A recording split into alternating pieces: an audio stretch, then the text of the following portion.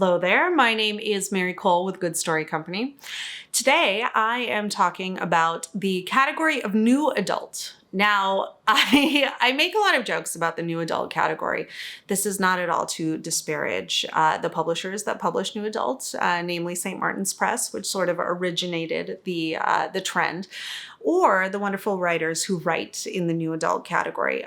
But it is a little bit of a wild card, and I have some reservations about writers who tell me that they are writing in new adult because of marketing elements more than anything else. So those aspiring writers of new adult are welcome to take this with a grain of salt or take it to heart. I just want to present my thoughts on the category.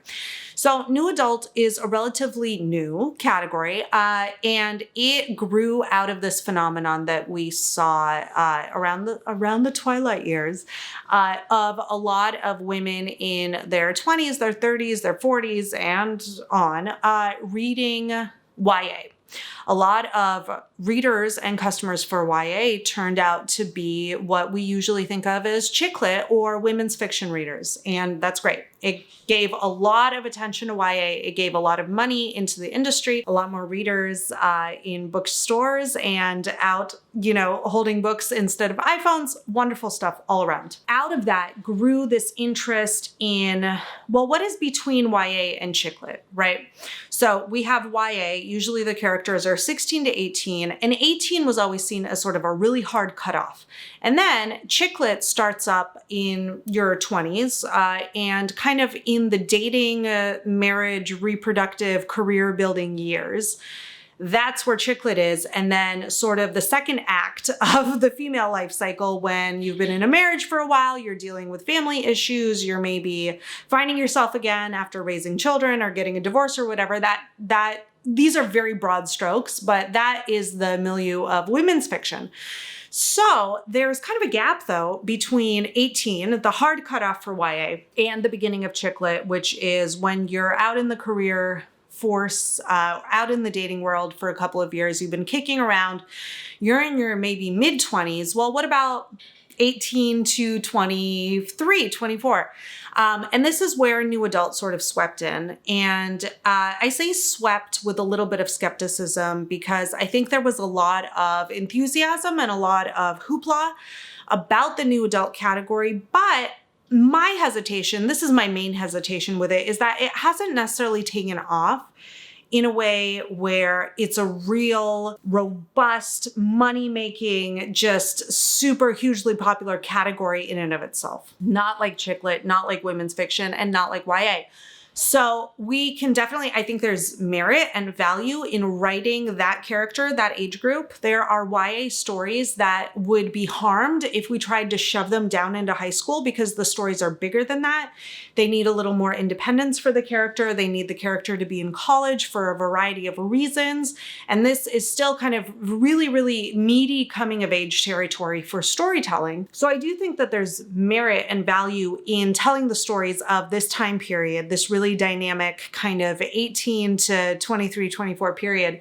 That being said, before I would devote years of my writing life to the new adult category, I would really make sure that the sales are there in the category, that the rewards are there, the merits are there to sort of really stake my place in new adult, because it's any time that somebody tries something new, publishing tries something new, even with a lot of energy and great, smart people behind it, we're still creating a new category. It's like trying to create a new sandwich. You have your Philly cheesesteak fans, you have your bologna sandwich fans, and here I come out of nowhere with Reuben Ranch avocado bake, and I try to make it a mainstream sandwich. Now, maybe it can be a great special sandwich at my one cafe, and the 5 people who love it are going to come to my cafe and eat this sandwich and just tell their friends about it, and their friends are going to be like, that sounds kind of gross. But it's not going to necessarily be easy to elevate it to the the hot dog, tuna melt, this kind of like top banner sandwich category, because it takes a lot of great examples, and I'm not saying there aren't great examples, but it takes like a lot of volume. It takes a lot of marketing dollars. It takes a lot of bookseller buy-in for that hand selling where, you know, your chick lit reader is not necessarily going to know that there's a new category in town. It takes a lot of concerted effort and a lot of time, which, you know, hasn't necessarily passed yet, even though it's been about 10, 15 years since this category started to bubble up.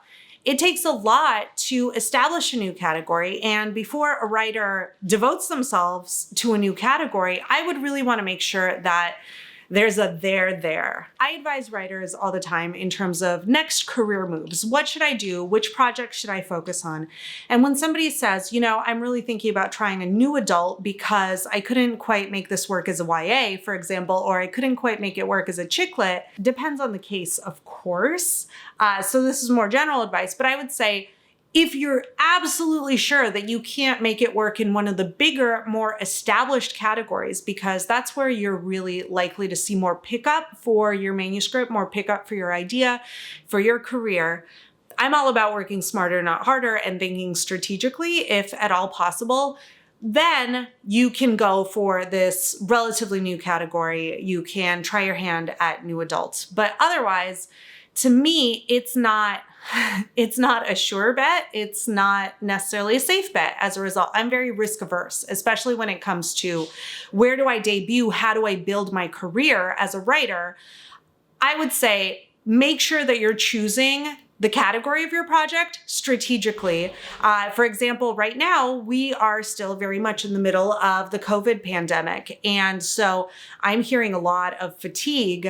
This is just an example. So if you catch this video later, this harkens back to a certain point in time, but there's a lot of fatigue already with pandemic, virus topics, dystopian. Literary agents and publishers are seeing them in droves and already are sick of them. And so it's like, if you were picking right now between a virus pandemic type of dystopian and something that may be a little bit more hopeful, a little bit more uplifting, or anything not to do with the virus, I would probably steer you in the not virus direction because a lot of people are already getting sick of it. So I would say new adult, yes, can be great. Is it your next and best move?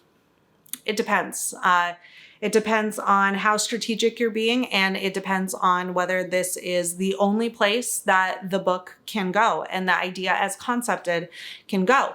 Can you change your concept? Can you fit into a different category? Those are questions that I would ask myself if I was considering the new adult category. Nothing wrong with it, but I think kind of in the bigger, broader view, it is still sort of a niche. So this has been Mary Cole with Good Story Company, and here's to a good story.